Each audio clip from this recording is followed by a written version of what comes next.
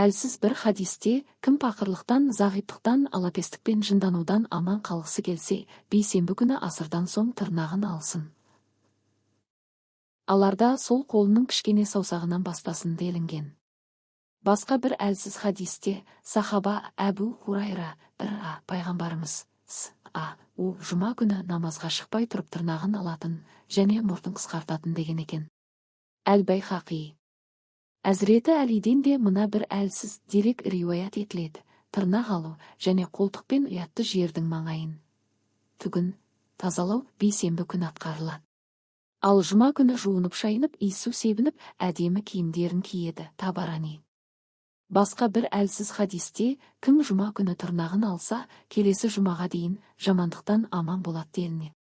Деректерге қарағанда, аталмыш хадистерге хадис ғалымдары тым әлсіз деген баға берген. Тіпті бір шамасына жалған хадис деушілер де кездеді.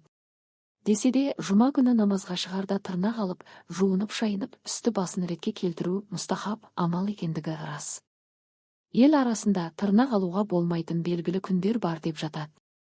Мысалы, сейсенбі, сәрсенбі күндері және түнде тырнақ алмаған дұрыс деп жатады білгіштер.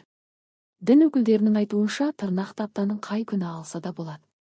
Бірақ жұма күні намазға дейінгі уақыт ішінде тырнақ алуды әдетке айналдыру ұнамды амал екен. Пайғамбарымыздың жұма күні намаздан бұрын тырнағын алып, мұртын қысқартығы хадистерде айтылған. Тырнақ астына қаншама микробтар мен кір жиналатындықтан қажеттілік туындаған жағдайда қандай күн екеніне қарамастан алып отырған дұрыс. Мейлі сейсенбі, сәрсенбі болсын, тіпті түнде де тырнақ қиюға болады.